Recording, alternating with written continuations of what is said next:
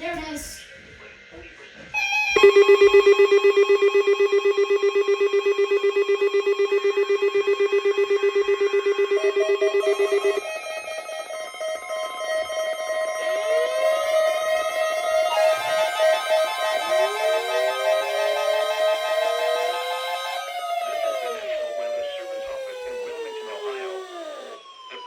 Signal was a test of the weather radio station KIG 86 Columbus, Ohio. Man, I didn't save the Early warning programming system. on there.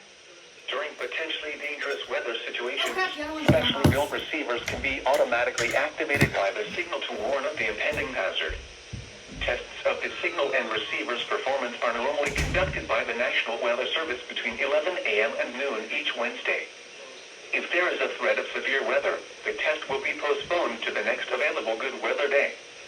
Reception of this broadcast, and especially the warning alarm tone, will vary at any given location.